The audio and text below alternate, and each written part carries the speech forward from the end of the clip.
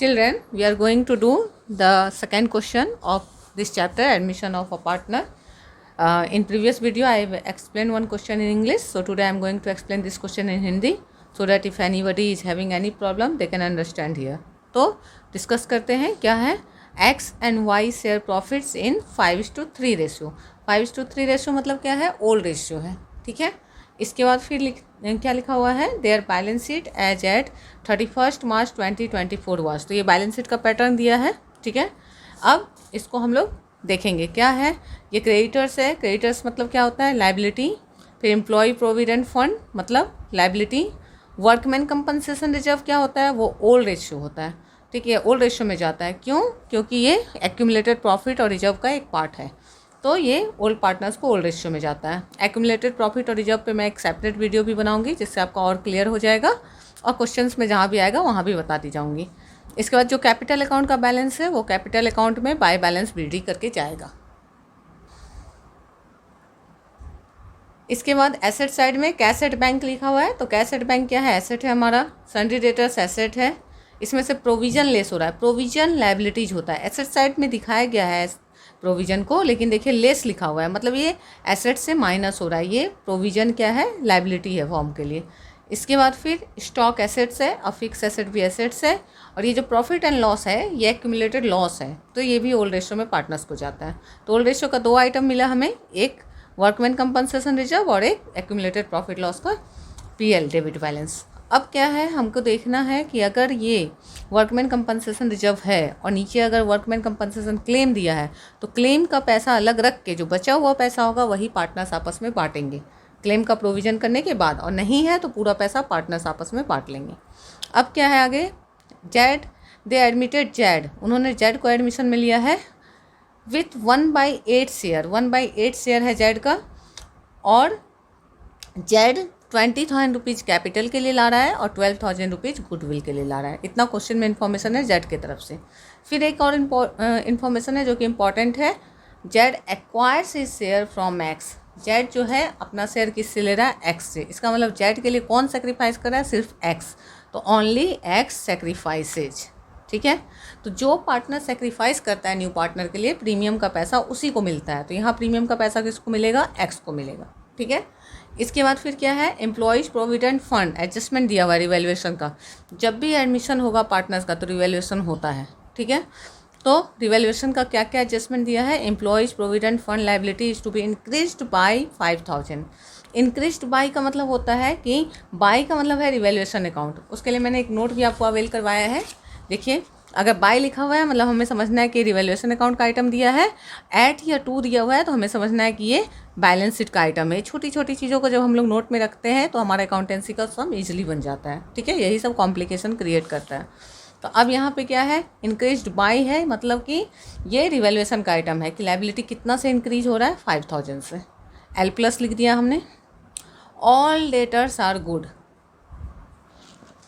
All debtors are good का मतलब क्या है कि हमारा कोई डाउटफुल डेटर है ही नहीं. हमें सारे डेटर्स पे पूरा फेथ है कि वो पैसा हमें दे देगा.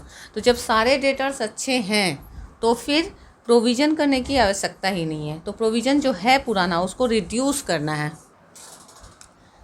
तो प्रोविज़न कैसे रिड्यूस होगा, तो 600 है उसको हमको जीरो करना है, ख़त्म करना है. तो -600 करेंगे तो प्रोविज़न क्या है, L-600 हो रहा है.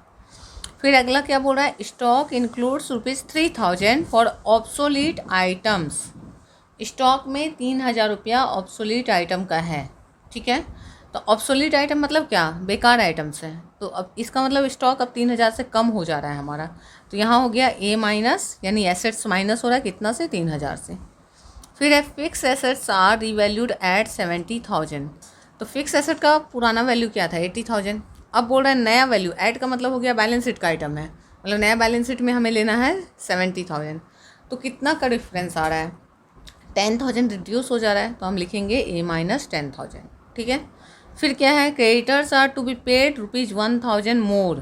क्रेडिटर्स 1,000 रुपया ज़्यादा पे हुआ है. तो ज़्यादा पे करना है, तो ज़्यादा पे करना है मतलब एक लाइबिलिटी बढ़ गया 1,000 का और. तो L प्लस हो गया. ठीक है, हो गया. अब हम लोग इसका क्या करेंगे, जर्नल एंट्री करेंगे और नेसेसरी अकाउंट. नेसेसरी अकाउंट का मतलब होता है रिवैल्यूएशन अकाउंट और कैपिटल अकाउंट. और इसके बाद है न्यू बैलेंस शीट. तो आप लोग देख रहे हैं कि मैंने पूरे क्वेश्चन को मार्क किया हुआ है। एक्चुअली इसलिए मार्क किया हुआ है कि मैंने एक वीडियो बनाया था जो कि किसी मिस्टेक की वजह से, किसी प्रॉब्लम की वजह से नहीं काम कर पाया, तो मुझे दोबारा ये वीडियो बनाना पड़ रहा है। तो दोबारा बनाने की वजह से क्या है, ऑलरेडी ये मार्क है आंसर, ठीक है। तो अब क्या है, यहाँ रिवैल्यूएशन अकाउंट और कैपिटल अकाउंट हमें बनाना है और न्यू बैलेंस शीट बनाना है, ठीक है। तो अब जर्नल करना शुरू करने से पहले हमें क्या करना है, नंबरिंग कर लेना है, ठीक है। कि पहले हम किसका जर्नल करेंगे, ओल्ड रेशियो का। मैंने आपको पहले भी बताया सीक्वेंस मेंटेन करेंगे कि ईजिली हो। ओल्ड रेशियो का जर्नल, उसके बाद रिवैल्यूएशन का जर्नल और उसके बाद फिर एडमिशन का जर्नल, ठीक है। तो जर्नल के लिए हमारा रूल क्या है, ओरा, ORA। और जब कैपिटल अकाउंट के लिए रूल आएगा तो बोरा हो जाता है, balance BD, old ratio, revaluation और एडमिशन। तो कैपिटल अकाउंट के लिए बोरा और जर्नल के लिए ओरा, ठीक है, क्योंकि यहाँ BD का जर्नल नहीं होता है। तो बस एडमिशन का जर्नल में ओरा और कैपिटल अकाउंट में बोरा हमें याद रखना है। और रिवैल्यूएशन अकाउंट में क्या याद रखना है कि डेबिट साइड हमें लेना है A-L+ लॉस। तो जैसे ही हम डेबिट साइड लेते हैं A-L+, मतलब क्रेडिट साइड लेते हैं A+L-। तो इसे तो याद ही रखने की ज़रूरत नहीं है, हमें तो सिर्फ एक ही याद रखना है कि A-L+ डेबिट साइड जाता है, तो इससे रिवैल्यूएशन अकाउंट का काम हो जाता है। तो ये 3 छोटी छोटी चीज़ों में एक पूरा चैप्टर रेडी हो जाता है।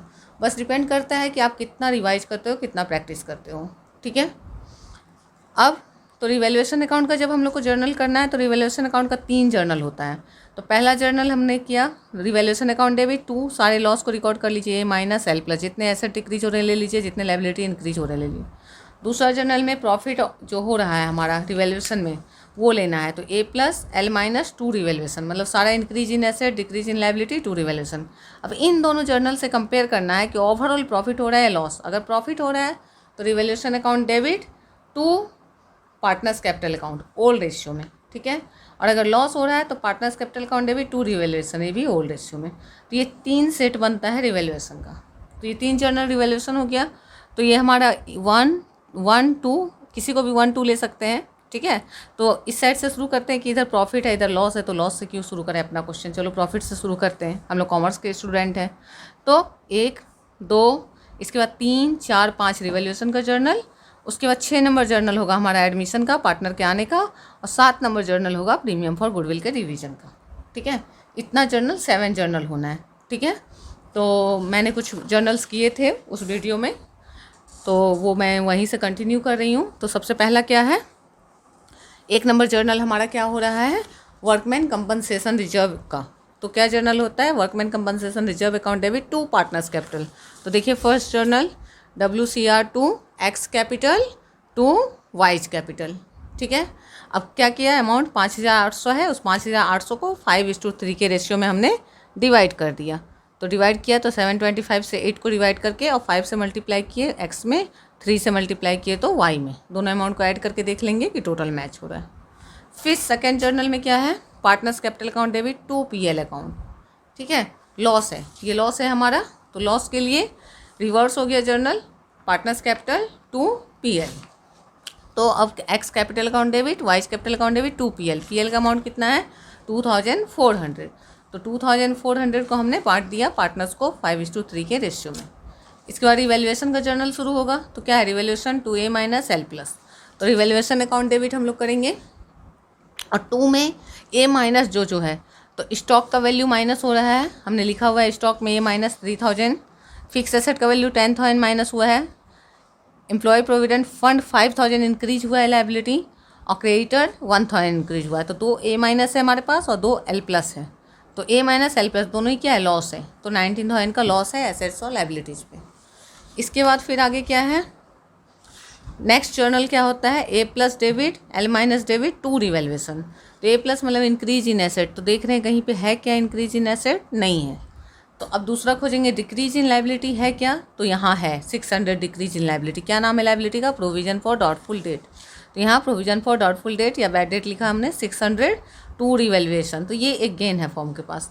तो ओवरऑल जब हम कंपेयर करते हैं तो 19,000 का लॉस हो रहा है एसेट लायबिलिटी पे और 600 का गेन हो रहा है। तो क्या ज़्यादा है, लॉस ज़्यादा है या गेन ज़्यादा है, लॉस ज़्यादा है। तो लॉस ज़्यादा है तो ओवरऑल लॉस ही होगा। तो लॉस कितना होगा, इसमें से इसको माइनस कर लीजिए। तो 19,000 माइनस 600 तो कितना आ गया 18,400। मतलब बिना रिवैल्यूएशन अकाउंट बनाए डायरेक्टली हम लोग जर्नल कर सकते हैं लॉस का, अगर थोड़ा विजिलेंट हो क्वेश्चन में, ठीक है। और इवैल्यूएशन अकाउंट बनाना भी मैंने सिखाया है आपको प्रीवियस वीडियो में, ईजी तरीके से सिखाया है, तो वो भी अच्छा है और टाइम सेव करने के लिए ये टेक्निक भी अच्छा है, ठीक है। तो अब इसको क्या करेंगे, जो 18,400 आ रहा है हमारा, 19,000 माइनस 600, 18,400 को ओल्ड रेशियो में ट्रांसफर कर देना है। तो 18,400 को 5:3 के रेशियो में हमने चेंज कर दिया, ठीक है, डिस्ट्रीब्यूट कर दिया। तो आ गया क्या, 11,500, 6,900। तो इस तरह से 5 जर्नल हमारा कंप्लीट हो गया। अब 6 नंबर जर्नल करना है। नरेशन क्या होगा, capital and premium brought in by Chad. फिर जो दूसरा जर्नल है, प्रीमियम फॉर गुडविल जाता है सेक्रीफाइसिंग पार्टनर को। तो यहाँ क्वेश्चन बोल रहा है कि जैड अपना सिर्फ एक्स से ले रहा है, मतलब सिर्फ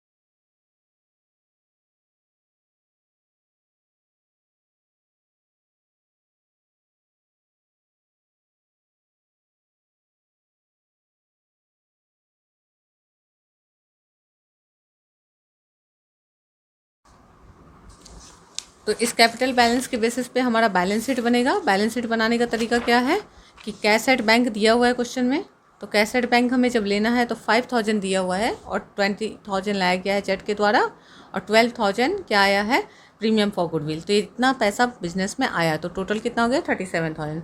सन्ड्री डेटर्स दिया हुआ है 20,000। प्रोविजन अब नहीं करना है क्योंकि सारे डेटर गुड है, बोला गया है क्वेश्चन में ऑल डेटर्स आर गुड, तो पूरा 20,000 बाहर चला गया। फिर क्या है, स्टॉक 25,000 था जिसमें 3,000 बोला बेकार हो गया, हमने रिवैल्यूएशन में दिखा दिया लॉस में, तो अब यहाँ 22,000 लेंगे। फिर फिक्स एसेट 80,000 का है, तो 80,000 में 10,000 बोल रहा है घट के 70 हो गया, तो हमने यहाँ 70 ले लिया। लाइबिलिटी साइड में क्या है, क्रेडिटर्स बोला 1,000 बढ़ाना है, 15 था हमने 1,000 बढ़ा दिया, 16 कर दिया। EPF 10,000 था, 5,000 बढ़ाना था तो 15 कर दिया। मीन्स जो चेंजेज है उस चेंज के साथ न्यू बैलेंस शीट बन रहा है। इसके बाद फिर क्या है, कैपिटल अकाउंट में क्या आया, ये जो बैलेंस आया, ये जो बैलेंस CD है कैपिटल अकाउंट का वो आया। तो एक्स का आया था 72,625, वाई का 25,375 और जेड का 20,000। तो इन तीनों को ऐड करके हमने यहाँ पे ले लिया और दोनों साइड का टोटल मैच किया, मैच हो गया। अच्छे से क्वेश्चन बनाने से आराम से कॉन्फिडेंटली बैलेंस शीट मैच हो जाता है, ठीक है, कोई दिक्कत नहीं होती है बैलेंस शीट मैच होने में। तो मैंने कोशिश किया इसको ईजी वे में एक्सप्लेन करने का, क्वेश्चन के एक एक पार्ट को एक्सप्लेन करने का। अगर आपको इससे हेल्प मिलता है तो मुझे बताइए, अगर आपको लगता है ये हेल्पफुल है, दूसरे बच्चों के लिए भी हेल्पफुल हो सकता है, तो उनके साथ शेयर कीजिए। अगर कोई डाउट है तो मुझे बताइए, मैं कोशिश करूँगी कि उसको भी मैं सॉल्व करूँ, ठीक है। और 1-2 क्वेश्चन हम लोग करेंगे इससे, इसके बाद फिर हम लोग एडजस्टमेंट ऑफ पार्टनर्स कैपिटल करेंगे और साथ ही साथ एक्यूमुलेटेड प्रॉफिट लॉस का भी एक वीडियो सेपरेट से बनाएंगे। अगर कहीं भी आपको दिक्कत है तो ज़रूर बोलिए और keep sharing, keep me motivating. Thank you children.